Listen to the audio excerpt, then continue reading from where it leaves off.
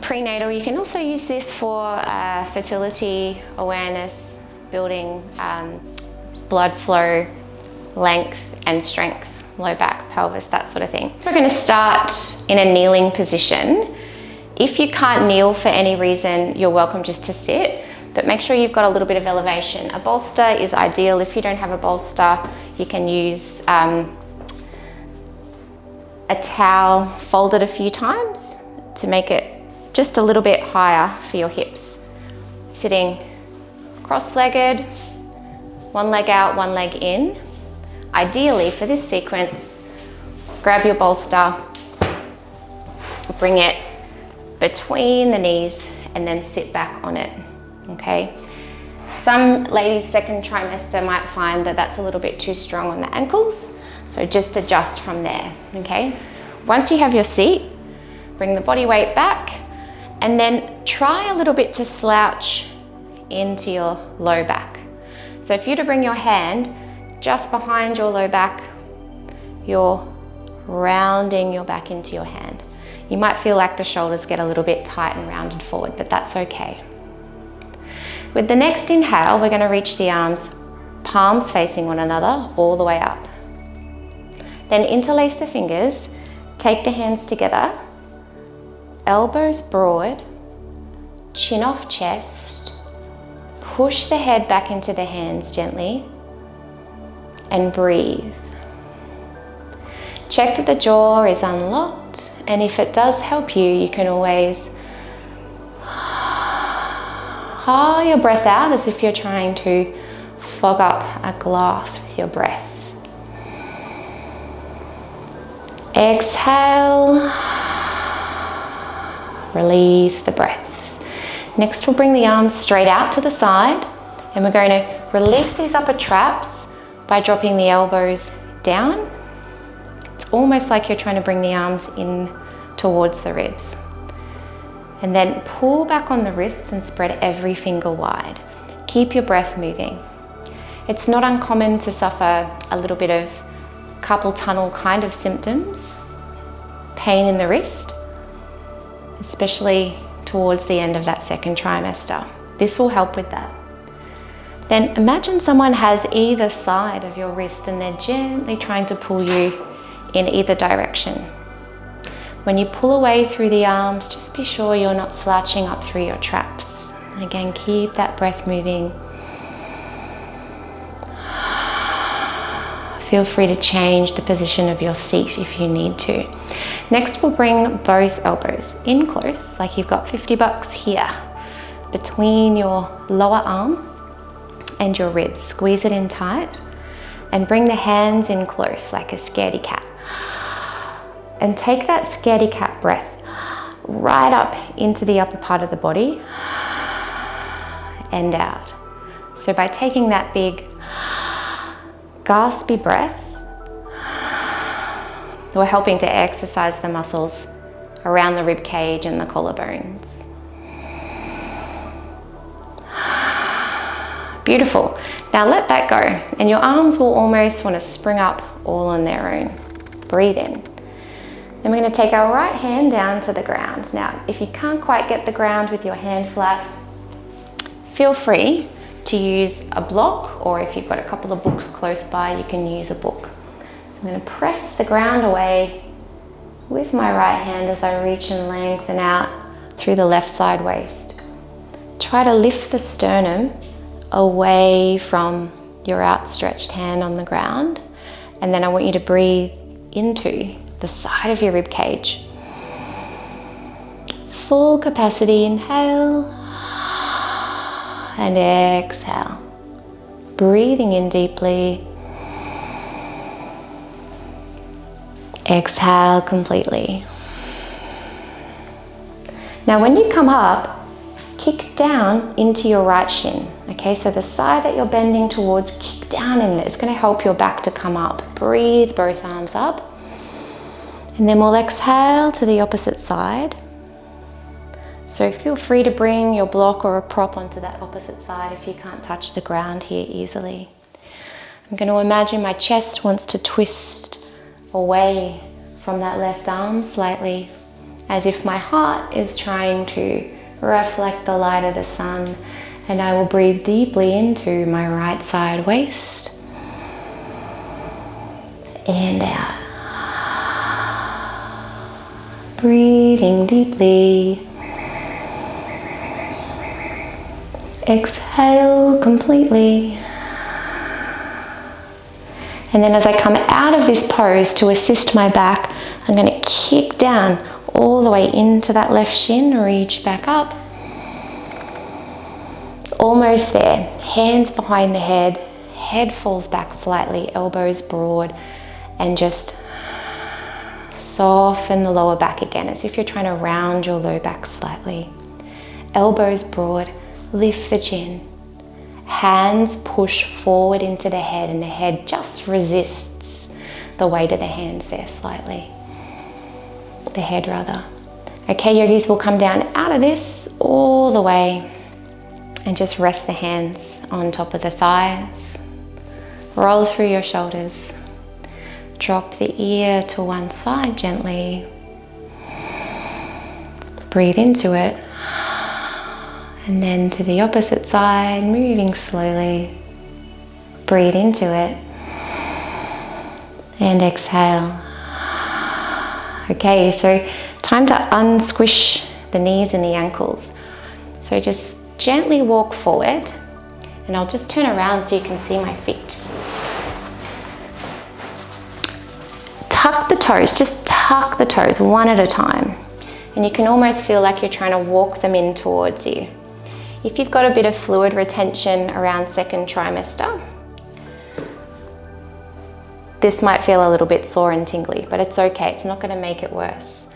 Then we're just going to take one foot back, unlock the elbows, round the back, and just gently curl into that stretch, straightening the knee by lifting the kneecap up the thigh. And then as I change sides, taking the opposite foot back, I'm going to round into the low back there, press the heel away, and then use my quad, pulling the kneecap up the thigh to straighten the knee. Just roll away anything that it is that you might have been sitting on. Come straight down onto your elbows. And then I'd like you to feel that you can draw your shoulder blades back. So see, as I draw my shoulder blades back, my low back wants to sink and bend through here. To reverse that, I'm going to push into my shins, and it helps to flatten the back. Okay, it's not using any effort through my abs, it's only pushing into the shins to help hold that movement. Great. So from this position, you can take weight out of your wrists. Your wrists can become very sore from weight bearing in your yoga practice, or if you haven't practiced any yoga before trying prenatal yoga. So from here, I'm lifting out of the shoulders and drawing the shoulder blades back, again pushing into the shins to keep my low back nice and flat. For those of you more experienced, if you want a deeper stretching sensation here, and there's no issues with your blood pressure, push the hands away, curl your toes, start to round your back gently towards the heels. If you feel like you don't have enough leverage to lift up, just bring the hands in slightly closer and lift the knees into belly. Of course, you can take your knees a little bit wider as baby grows. And if you've still got the energy there, to start to lift the hips up into whatever sort of down dog position your body allows you can take it there. If you want to come deeper, if your hammies are feeling a bit longer, and you can even pedal.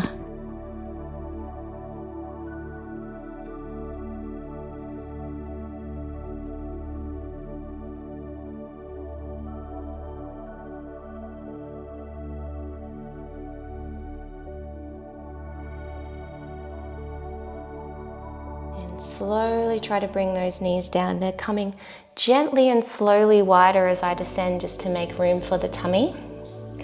Then coming back to the mat, knees coming flat, and then I'll walk the hands a little bit further forward. Okay, next we're going to start to move into the low back by simply bringing the head and the hips around to the same side. Those of you whose wrists might be getting sore watching this video, just bring the forearms down, just like we did before. Okay, so you can start to move from side to side. That's it. If you feel that you want to start to circle the hips, you can do that. With more leverage, you do get more movement, of course. Moving and almost imagining as if you're gently rocking your baby from side to side, inside of your belly. And as you're moving your hips here, it's just like your breath is a calm, gentle whisper to your baby, instilling that sense of connection,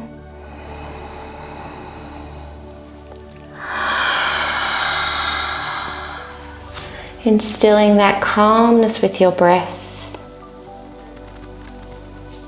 and this mindful movement with your breath as you're moving is helping to prime your nervous system for that good flood of feeling chemicals in the body, as opposed to stressful chemicals in the body when you come to birthing your baby. Slowing that movement down, yogis. Walking the hands in a little bit closer if you're able. Sitting back gently, slowly on the heels. Taking the knees a little bit wider and then stacking the fists one on top of the other here into your child's pose. If you don't have quite that much space, if you're growing a little bit bigger, you can always use a block just to bring the forehead down on the block. When you're resting in this position, your conversation is with your breath as opposed to any chatter in the mind. Making the breathing loud enough to be your one point of attention.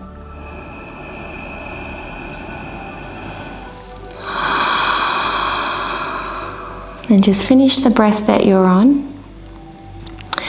We'll begin to push back up onto the knees. And you can bring your block just to one side. Now, have something close by to kneel on. You can fold up a beach towel if you like, or use a little blanket. So you're going to come onto your knees. You're going to place your right foot out to the side. You're going to push down into your shin as you squeeze your glute with your tuck. I'm going to change direction just to demonstrate to you, but you stay here. Okay, so you've got a couple of options with this one. My tail's tucked under, my glute is switched on. I'm going to reach up into my left side waist and lean a little bit over into the right side waist. If it's okay, I'm going to come all the way down onto the forearm, lift the chest and breathe. If there's a bit of tension here in this left shoulder, you're welcome to just bring your arm down and maybe even take the back of the hand to pick around into the right side waist. If you already have a little bit more yoga experience, you might want to come into a deeper position by pointing your toes forward as you straighten your leg. Your toes are pretty well in line with your knee. And by pushing down into the shin, it helps to keep the back straight, glutes switched on, and you can lean a little bit deeper. Be sure in prenatal positions that you're working hard to bring the pubic bone and the ribs down gently so that you don't overexert your back or let the belly come forward and cause diastasis or separation of the abdominal wall. Kneecap is pulling up the thigh. Now you're welcome to either come back onto both knees, or if you're able, gently cartwheel that left hand down onto the fingertips. If you have a block, you can come down and bring your block as an extension of your arm. Bring the left hand onto the back of the pelvis. Push the hips forward, lift the chest, and perhaps look up. Breathe there. Now to come out of this, to protect your precious back during pregnancy, ensure that you bend and point your bottom away, and then crawl back around onto all fours. Then we're going to stand up, take the opposite side, push into the shins, squeeze glutes, left foot out to the side, tuck under through your tailbone, switch on through your glute, and push straight down into the top of the foot. If the foot cramps, just curl the toes. Reach the right arm up, knees pointing out in a clamming movement, inhale. And then if it's an option for you, you can come all the way down onto the forearm, taking the chest to reach away towards the ceiling, maintaining this active glute, and breathe. Level 2, stronger variation. Remember, you've the option to push foot into the mat, roll to the pinky toe side of the foot, keep kicking down into your opposite shin, tail tucked under, and you can lean a little bit deeper here into Parigrasana or gate pose. Never sacrifice the integrity of holding baby in and your breath moving for a more impressive yoga posture or variation during pregnancy. This time is about nurturing your body and connecting rather than improving your yoga practice or getting deeper in it, yeah? Be where you are, listen to your body and respond. When you're ready, you can come over, use the ground or a block as an extension of your arm. My left hand is going to push the hips forward. I'm going to use a little bit of strength in my standing arm. Lift the chest. And then if you're able, you can start to reach that left arm away. Feel as if you're trying to bring your chest up towards the ceiling. Breathe into it. And then when you come out of this, be sure to point your hips back. Gently, slowly coming down with your forearms. Cross them around. Coming back onto both knees. And then slowly beginning to round back onto the knees again. And then into your child's pose. Of course, taking knees as wide as you would like to take them. Relaxing the breath.